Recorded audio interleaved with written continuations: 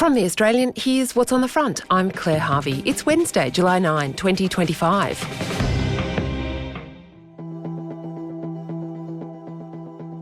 Joe Kelly is The Australian's correspondent in Washington, D.C. Joe, we knew Benjamin Netanyahu was coming to the White House. We knew there'd be a meeting, and we wondered if there'd be some sort of Oval Office glad-handing or confrontation. Actually, what emerged was a dinner that turned into a press conference. It's an honour to have Bibi and Sarah with us, friends of mine for a long time. And we had a tremendous It was success quite a together. bizarre scene, wasn't it?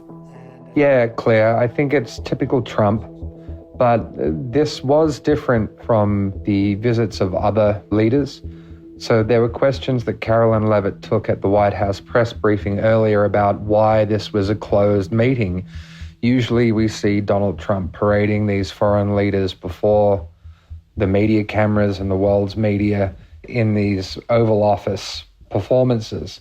That didn't happen today. There was a dinner, as you say, where even Donald Trump at times is relaying questions that are directed to him by journalists to the Israeli Prime Minister and asking him what he thinks, almost as if he's testing or trying to gauge what Benjamin Netanyahu thinks about certain things.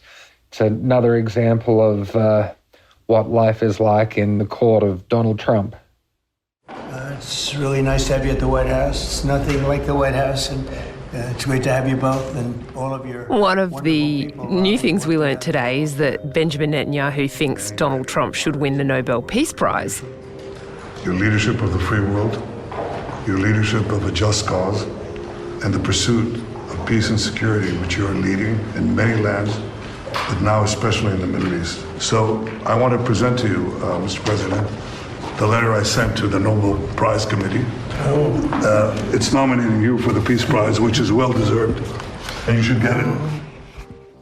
You got the sense Donald Trump quite likes this idea of himself as the global peacemaker.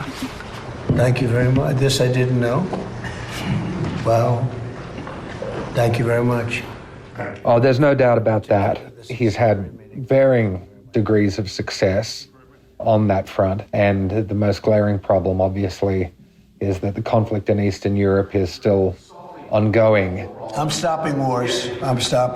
And I hate to see people killed. Like, as an example, Ukraine and Russia. And if I can stop a war, because I have an ability to do so, I'm disappointed, frankly, that President Putin hasn't stopped. I'm not happy about it either. But he can see inroads that he's made in the Middle East. So this is his big opportunity to fulfill this legacy and this benchmark that he's set for himself as a peacemaker. And no doubt he feels there's a sense of momentum now, a strategic opening following the successful US strikes on the Iranian nuclear enrichment sites, on which he wants to build a broader regional peace. And to do that, he needs to get Benjamin Netanyahu on board. So this is what this whole trip is all about. There was a point when Trump was asked if he thought there was a two-state solution for Israel and the Palestinians. He really deflected that question off to Benjamin Netanyahu. I don't know. I'd ask Bibi that question. You have the greatest man in the world to answer that age-old question, two-state. Go ahead. You give him your honest answer. I think Palestinians should have all the powers to govern themselves, but none of the powers to threaten us. And that means that certain powers, like overall security, will always remain in our hands. Now, that is a fact. And I think we can work out a peace between us and the entire Middle East with President Trump's leadership. And by working together, I think we can establish a very, very broad peace that will include all our neighbors. What did you interpret was going on there, Joe? Do you think the president just still thinks it should be the Riviera of the Middle East and doesn't have a firm view about that? But the Riviera of the Middle East, this could be something that could be so magnificent. We'll make sure that it's done world-class. It'll be wonderful. Was this for the people. showmanship in some way? I think it was sort of the typical Trump theatrics, but I also think it's a reflection of Trump's transactional nature and pragmatism. He wants to do a deal, and he'll take the best deal that he thinks he can get. And he recognizes that Israel is now in a very strong position. I think Donald Trump was actually interested in Benjamin Netanyahu's views. Benjamin Netanyahu will be persuading and putting this point of view very clearly and very firmly to the Trump administration. He wants Hamas to surrender, for it to disarm, and for the remaining leaders to be exiled, and for Israel to take over security control of the Gaza Strip. You know, after October 7th, people said the Palestinians had a state, Hamas state in Gaza, and look what they did with it. They didn't build it up, they built down into bunkers, into terror tunnels, after which they massacred our people, raped our women, beheaded our men, invaded our cities and our towns and our kibbutzim, and did horrendous massacres, the kind of which we didn't see since World War II and the Nazis, the Holocaust. So people aren't likely to say, let's just give them another state, it'll be a platform to destroying Israel. We'll work out a peace with our Palestinian neighbors, those who don't want to destroy us, and we'll work out a peace in which our security, the sovereign power of security, always remains in our hands.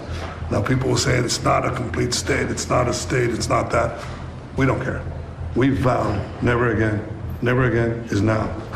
It's not going to happen again. These are both very flamboyant politicians. They look very different. Donald Trump looked particularly orange, I thought, at this meeting, and Benjamin Netanyahu looked particularly pale and perhaps not very well.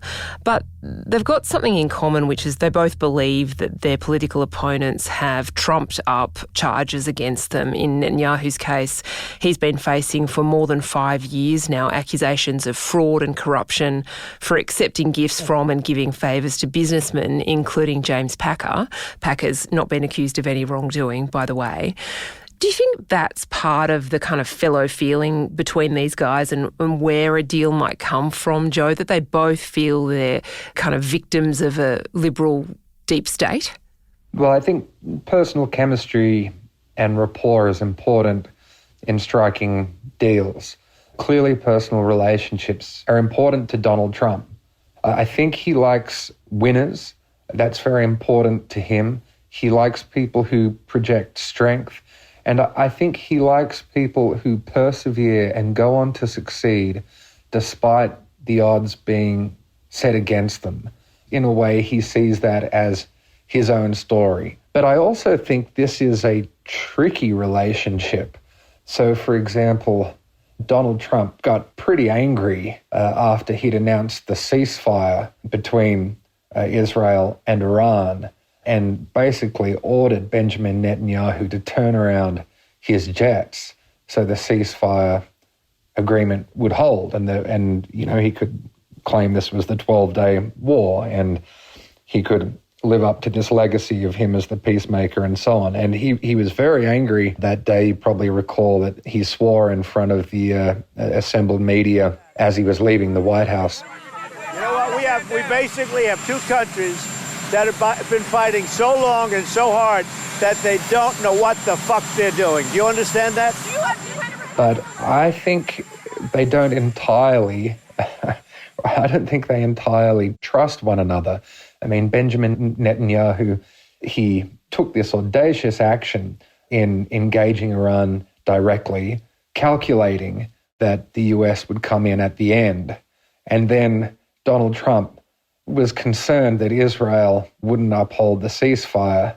So there's still brinksmanship and gamesmanship going on between both of these leaders. So it's a complex and fascinating relationship that is clearly fundamental to this reshaping of the Middle East strategic outlook which we are seeing. Coming up, and then Trump restarted the tariff war. What that means for Australia.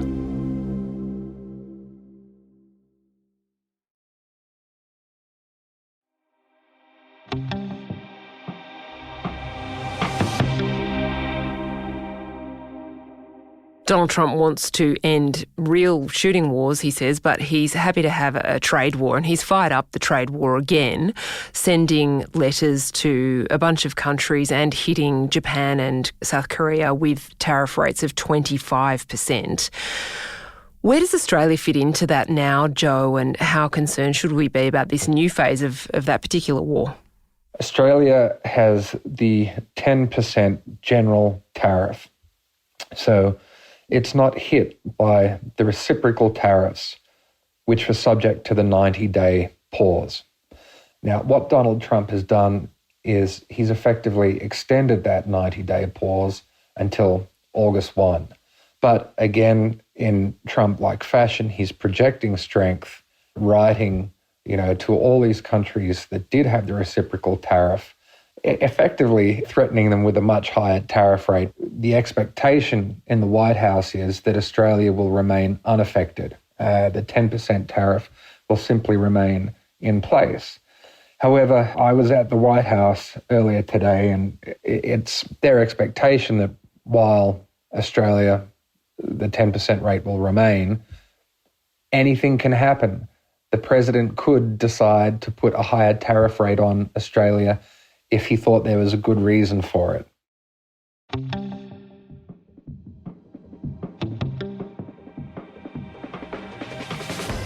Joe Kelly is the Australian's correspondent in Washington, D.C. You can check out all Joe's reporting and all the best in world news anytime by joining our subscribers at theaustralian.com.au.